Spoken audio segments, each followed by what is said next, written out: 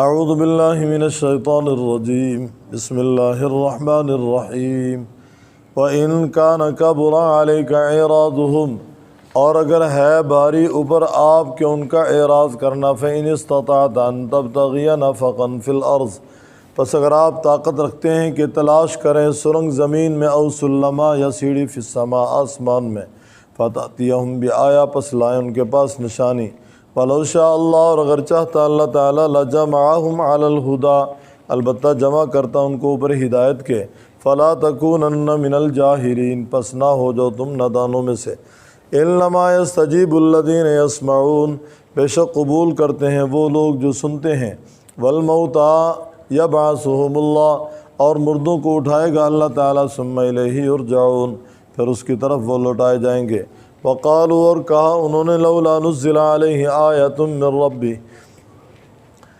کیوں نہیں اتاری گئی اوپر اس کے نشانی اس کے رب کی طرف سے، قل کہہ دیجئے، ان اللہ قادر علی ان ينزل آیہ، بے شک اللہ تعالیٰ قادر ہے اوپر اس کے کہ اتارے نشانی، ولکن اکثرهم لا يعلمون، لیکن اکثر ان کے نہیں جانتے، وما من دابۃ فی الارض ولا طائر یطیر بجناحیہ، نہیں کوئی چلنے والا زمین میں اور نہ کوئی پرندہ جو اڑتا ہے بجناحیہ اپنے بازوں سے، الا امم امثالکم، مگر وہ امتیں ہیں تمہارے جیسی، ما فرطنا فی الکتاب من شیء، نہیں ہم نے چھوڑی کتاب میں، نہیں کوتاہی کی ہم نے کتاب کی کسی چیز کے بیان کرنے میں، ثم الی ربہم یحشرون، پھر اپنے رب کی طرف وہ جمع کیے جائیں گے، والذین کذبوا بآیاتنا، وہ لوگ جنہوں نے تکذیب کی ہماری آیات کی، صم وبکم فی الظلمات، بہرے ہیں اور گونگے ہیں، فی الظلمات، اندھیروں میں پڑے ہوئے ہیں، من یشاء اللہ یضللہ، جس کو چاہے اللہ تعالیٰ بہکا دے، ومن یشاء یجعلہ علی صراط مستقیم، جس کو چاہے کر دے سیدھی راہ پر، قل کہہ دیجئے، ارأیتکم، کیا دیکھا تم نے، ان اتاکم عذاب اللہ، اگر آئے تمہارے پاس عذاب اللہ تعالیٰ کا، او اتتکم الساعہ، یا آئے تمہارے پاس قیامت، اغیر اللہ تدعون، کیا سوائے اللہ تعالیٰ کہ تم پکارو گے، ان کنتم صادقین، اگر ہو تم سچے۔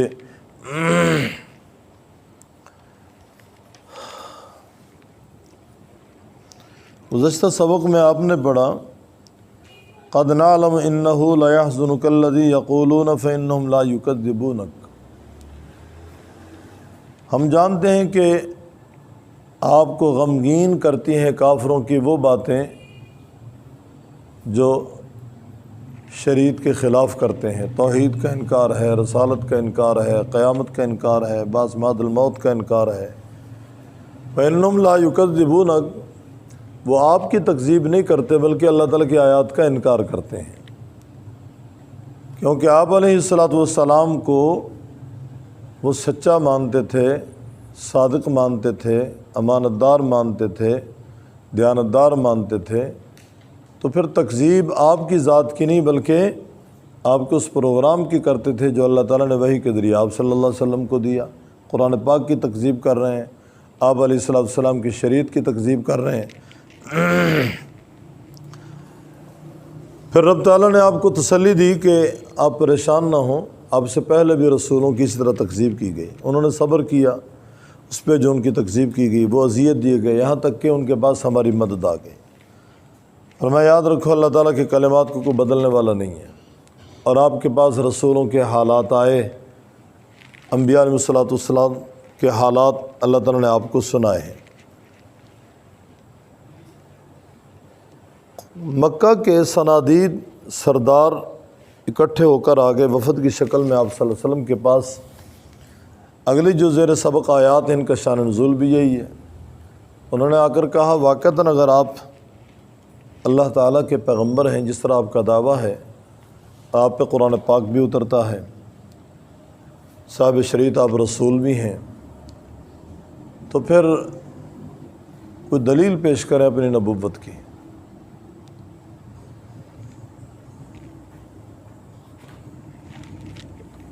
امام الانبیاء صلی اللہ علیہ وسلم کے دل میں یہ بات تھی کہ اے اللہ تو قادر مطلق ہے، جو کچھ وہ مانگ رہے ہیں تو دکھانے پہ قادر ہے۔ مثال کے طور پر انہوں نے کہا صفا سونے کا بن جائے، صفا پہاڑ سونے کا بن جائے، فرمایا اللہ تو خالق ہے، قادر بھی ہے۔ اللہ اگر تو صفا کو سونے کا بنا دے تیرے لیے مشکل کوئی نہیں، یہ مسلمان ہو کر جنت کے حقدار بن جائیں گے، عذاب سے بچ جائیں گے۔ آپ علیہ الصلوۃ والسلام کی یہ خواہش تھی کہ یہ لوگ اسلام میں داخل ہوں کسی نہ کسی طریقے سے، تو اللہ رب العزت نے ان کی فرمائش کو پوری نہیں کی۔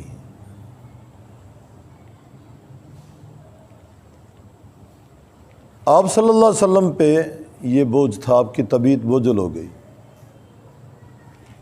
تو یہ آیات اتنی وَإِنْ كَانَ كَبُرَ عَلَيْكَ إِعْرَاضُهُمْ، اگر ہے بھاری اوپر آپ کے ان لوگوں کا اعراض کرنا، فَإِنِ اسْتَطَعْتَ أَن تَبْتَغِيَ نَفَقًا فِي الْأَرْضِ، تو کیا آپ کے پاس طاقت ہے کہ آپ زمین میں سرنگ لگا لیں، سرنگ تلاش کر لیں، یا کوئی سیڑھی آسمان کی طرف، پھر ان کے بعد ان کی فرمائش کے مطابق ان کو نشانی لا کر دے دیں؟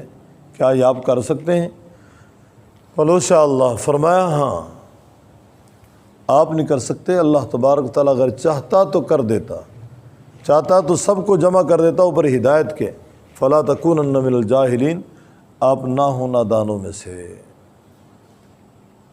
اب آپ علیہ الصلوۃ والسلام کیوں نہیں کر سکتے؟ آپ کے پاس اختیارات نہیں تھے، اور اس سے پہلے آپ سن چکے کہ معجزہ اللہ تعالیٰ کا فعل ہے، اللہ تعالیٰ کی قدرت کا نمونہ ہے۔ پیغمبر کا ہاتھ ہے، جب چاہیں اللہ تعالیٰ پیغمبر کے ہاتھ پہ صادر فرما دیں، پیغمبر کے سوا کسی کے ہاتھ پہ معجزہ صادر نہیں ہوتا، ولی کے ہاتھ پہ جو چیز خرق عادت کے طور پہ صادر ہوگی وہ کرامت ہوگی، وہاں بھی اللہ تعالیٰ کا فعل ہے، اللہ تعالیٰ کی قدرت ہے۔ تو بہرحال آپ علیہ الصلوۃ والسلام کی طبیعت پہ بوجھ بن گئی یہ بات ان کی کہ اگر ان کو ان کی فرمائش کے مطابق کوئی نشانی دے دی جائے تو اسلام میں داخل ہو جائے۔ رب تعالیٰ فرماتے ہیں اگر اللہ تعالیٰ چاہتا ان سب کو ہدایت پہ لا کر کھڑا کرتا، کیوں نہیں کیا؟ اس میں کوئی حکمت ہے۔ ہر آدمی کے سامنے کچھ اللہ تعالیٰ نے اختیارات رکھے ہیں اور پھر انہیں اس کے مطابق چلنے کا حکم دیا ہے، اور ضابطہ بھی یہی ہے، پھر اپنے اختیارات کے تحت جو جس طرف چلتا ہے اللہ تعالیٰ اس طرف اسے چلا دیتے ہیں۔ نُوَلِّهِ مَا تَوَلَّىٰ وَنُصْلِهِ جَهَنَّمَ وَسَاءَتْ مَصِيرًا۔ تو رب العزت نے محض انسان کو محض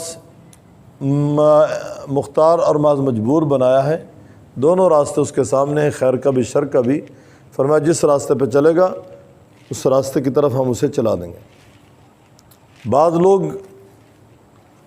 اپنی فطرت کے خلاف قدم اٹھاتے ہیں، قرآن پاک نے ان کے بارے میں کہا فَلَمَّا زَاغُوا أَزَاغَ اللَّهُ، وہ ٹیڑھے ہو گئے، اللہ نے ان کو اور ٹیڑھا کر دیا، اور وہ لوگ ظالم ہیں، اللہ تعالیٰ نے ان کے لیے ہدایت کا فیصلہ نہیں کیا، اللہ ان کو ہدایت نہیں دے گا۔ تو آپ صلی اللہ علیہ وسلم کی طبیعت پہ گراں تھی یہ بات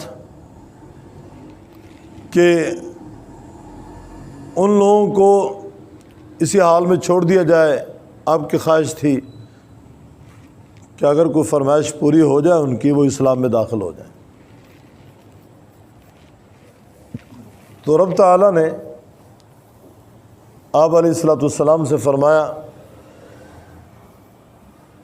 اللہ تعالیٰ تو قادر ہیں، لیکن اللہ رب العزت کی کچھ حکمتیں ہیں، ان حکمتوں کا تقاضا ہے کہ ان کی فرمائشیں ان کو پوری کر کے نہ دی جائیں۔ اس میں کیا کیا حکمتیں، ہر حکمت ظاہر نہیں ہے،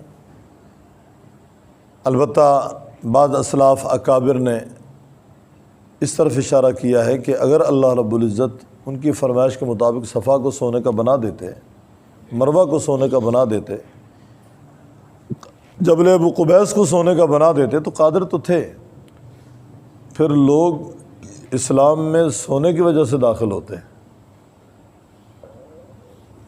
اور باہر کی دنیا میں یہ چرچا ہوتا کہ جو اسلام میں داخل ہو رہا ہے وہ مال کی وجہ سے داخل ہو رہا ہے، اور کیفیت کیا ہے؟ امام الانبیاء صلی اللہ علیہ وسلم کے ہاں ایک ایک مہینہ چولہے میں آگ نہیں جل رہی.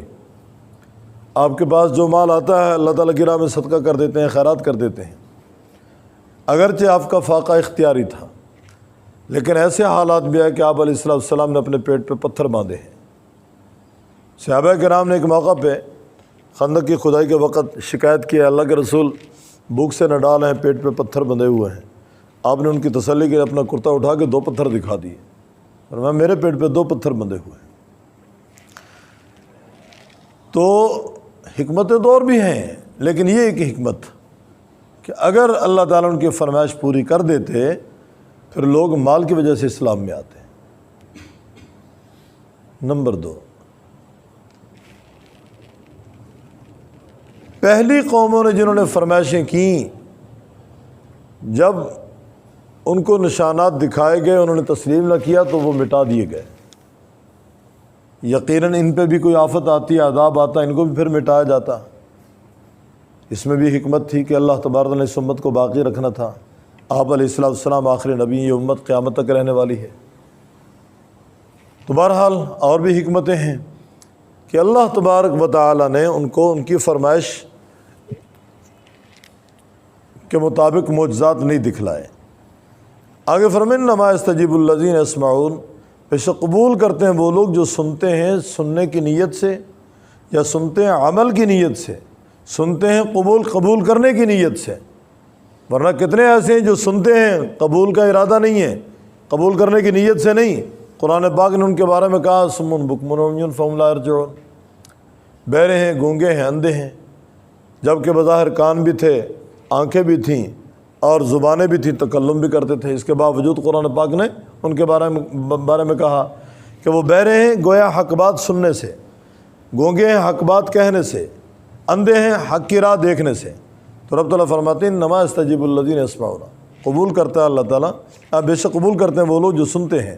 اور مردوں کو اللہ تعالیٰ اٹھائے گا, پھر اس کی طرف وہ لوٹائے جائیں گے. یرجعون, بعد الموت کا سلسلہ حق ہے, موت کے بعد زندگی حق ہے. موت ہے, موت کے بعد برزخ کا دورانیہ ہے, پھر اس کے بعد حشر ہے. اور یہ برزخ موت کے بعد جہاں بھی وجود پڑا اس کے لیے وہ برزخ ہے. معتزلہ عذاب قبر کے منکر ہیں. وہ کہتے ہیں جی جن کو مچھلیاں کھا جاتی ہیں, درندے کھا جاتے ہیں, پرندے کھا جاتے ہیں, ان کو عذاب کیسے ہوگا؟ یہ ان کی اپنی سوچ ہے. اللہ تعالیٰ قادر ہیں. جسم جہاں جس کیفیت کے اندر بھی ہے, روح کا جسم کے ساتھ تعلق ہے. اللہ تعالیٰ عذاب دینے پہ قادر ہے. روح کا جسم کے ساتھ تعلق ہے. جسم جزا سزا محسوس کرتا ہے. قبر میں پڑا ہوا جسم جزا سزا محسوس کرتا ہے. دیکھیں بخاری شریف کی روایت ہے من ربک ما دینک من نبیک, کو سوالات کس سے ہو رہے ہیں؟ اگر زندگی ہے تو سوالات ہو رہے ہیں. اصل میں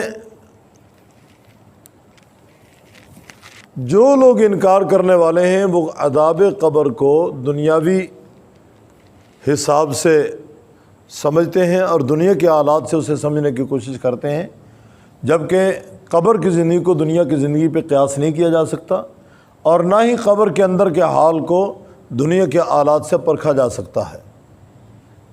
وہ نظام الگ ہے, وہ زندگی الگ ہے, وہ ماحول الگ ہے, وہ اور جہان ہے, یہ اور جہان ہے. ماں کے پیٹ میں 4 مہینے کے بعد اللہ تعالیٰ زندگی عطا فرماتے ہیں. 4-5 ماہ تک ماں کے پیٹ میں بچہ زندہ رہتا ہے, حس و حرکت ہے اس کی موجود, ماں محسوس کرتی ہے اس کی حرکت کو, اور اندر نشو و نما بھی ہو رہی ہے, اس کا جسم بڑھ رہا ہے, پل رہا ہے, پھول رہا ہے. ماں کے پیٹ میں زندگی ہے, سانس نہیں ہے. اگر ماں کے پیٹ میں بغیر سانس کی زندگی ہو سکتی ہے تو قبر کے پیٹ میں بغیر سانس کی زندگی کیوں نہیں ہو سکتی؟ وہاں زندہ رکھنے والا بھی وہی اللہ ہے, وہاں زندہ رکھنے والا بھی وہی اللہ ہے.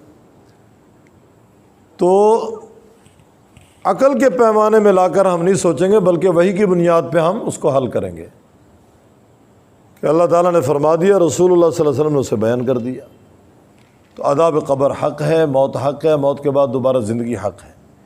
فرمایا مردوں کو اللہ تعالیٰ اٹھائے گا، پھر اس کی طرف وہ لوٹائے جائیں گے۔ ہمارے شیخ رحمہ اللہ یہاں ایک واقعہ نقل کرتے ہیں، بخاری شریف میں آپ صلی اللہ علیہ وسلم نے بیان فرمایا کہ ایک آدمی نے بڑا گناہ گار تھا، اور غالباً اس کا بڑا گناہ کفن چوری کا تھا، کفن چور تھا۔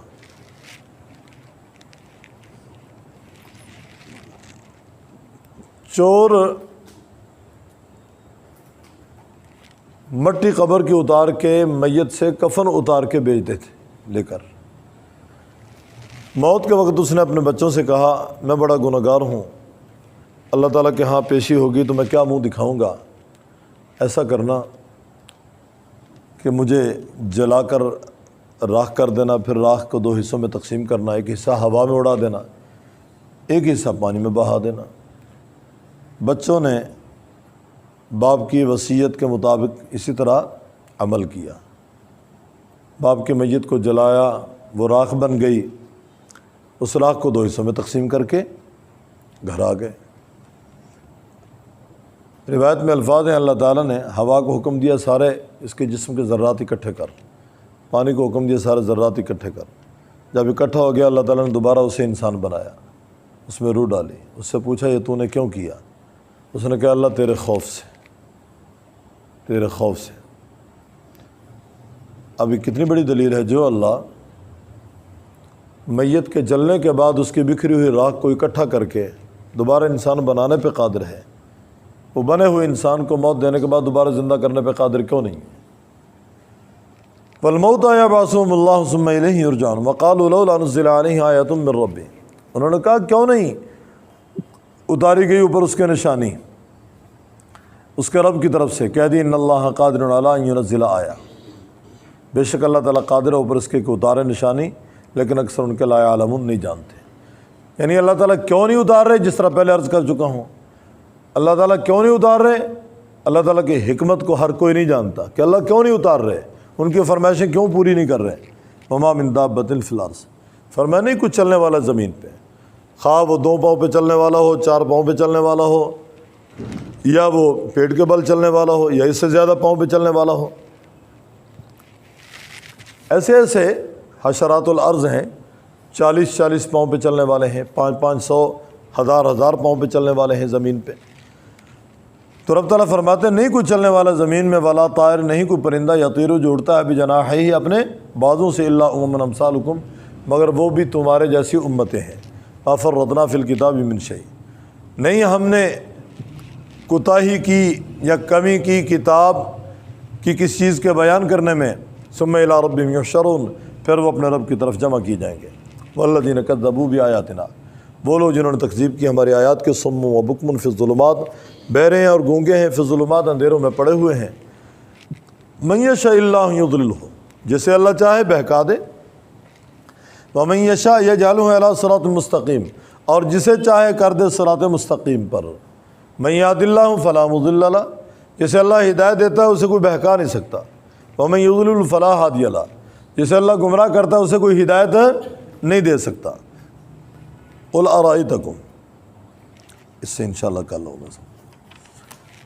وَإِن كَانَ كَبُرَ عَلَيْكَ إِعْرَاضُهُمْ، اور اگر ہے بھاری اوپر آپ کے ان کا اعراض کرنا، فَإِنِ اسْتَطَعْتَ، پس اگر تو طاقت رکھتا ہے، تبتغی نفقاً کے تلاش کرے سرنگ، فی الارض زمین میں، او سلما یا سیڑھی، فی السماء آسمان میں، فتأتیہم بآیہ، پس لائے ان کے پاس نشانی، ولو شاء اللہ، اور اگر چاہتا اللہ تعالیٰ لجمعہم علی الہدی، البتہ جمع کرتا ان کو اوپر ہدایت کے، ولا فلا تکونن من الجاہلین، پس نہ ہو جاؤ تم نادانوں میں سے۔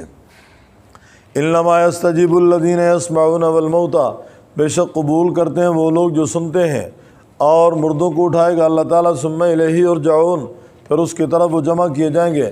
وقالوا، اور کہا انہوں نے، لولا نزل علیہ آیۃ من ربی، کیا انہیں اتاری گئی اوپر اس کے نشانی اس کے رب کی طرف سے۔ کہہ دیجئے ان اللہ قادر علی ان ینزل آیہ، بے شک اللہ تعالیٰ قادر ہے اوپر اس کے اوپر اس کے کہ اتارے نشانی ولیکن اکثرهم لا یعلمون، لیکن اکثر ان کے نہیں جانتے۔ وما من دابۃ فی الارض، نہیں کوئی چلنے والا زمین میں، ولا طائر، اور نہ کوئی پرندہ، یطیر جو اڑتا ہے، بجناحیہ ساتھ اپنے بازوؤں کے، الا امم امثالکم مگر وہ امتیں ہیں تمہارے جیسی، ما فرطنا فی الکتاب من شیء نہیں کمی کی ہم نے کتاب کی کس چیز کے بیان کرنے میں، ثم الی ربہم یحشرون پھر اپنے رب کی طرف وہ جمع کیے جائیں گے۔ والذین کذبوا اور وہ لوگ جنہوں نے تکذیب کی ہماری آیات کے، صم و بکم بہرے ہیں اور گونگے ہیں، فی الظلمات اندھیروں میں پڑے ہوئے ہیں، من یشاء اللہ یضللہ جس کو چاہے اللہ تعالیٰ بہکا دے، ومن یشاء یجعلہ اور جس کو چاہے کر دے علی صراط مستقیم پر سیدھے راستے کے۔ قل کہہ دیجیے ارأیتکم عذاب اللہ او اتتکم الساعۃ اغیر اللہ تدعون ان کنتم صادقین۔